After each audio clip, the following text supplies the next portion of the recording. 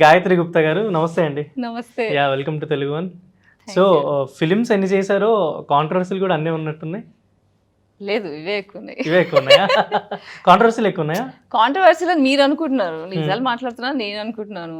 అది ఎలా చూస్తారో ఆడియన్స్ చేతులు. కానీ ఇన్ని అంటే జనరలీ ఏదైనా ఫీల్డ్లో ఉన్నప్పుడు నిజాలు మాట్లాడినా ఏదైనా ఏదైనా ఫ్యాక్ట్స్ అలాంటివి ఏమైనా స్ప్లిట్ చేసినా కానీ అది కొంచెం మనకే కొంచెం వర్క్ ఎఫెక్ట్ ఉంటుందని ఎప్పుడైనా అనిపించిందా మీకు?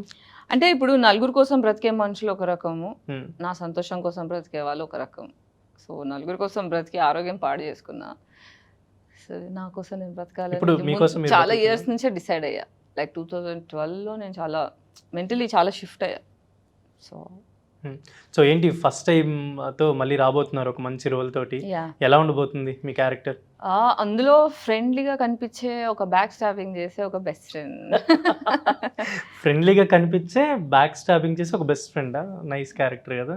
యా అంటే విలన్ రోల్ చేయాలని చాలా కోరిక ఉండేది. సో అలా ఈ సినిమాతో తీరింది అనుకుంటున్నా. సో మీకు అలా ఏమైనా రియల్ లైఫ్లో ఎవరైనా బాగా ఫ్రెండ్గా ఉండి బ్యాక్ స్టాబింగ్ చేసిన వాళ్ళు చాలా మంది లిస్ట్ ఎంతమంది ఉన్నారు? బాగానే ఉన్నారు. Hmm.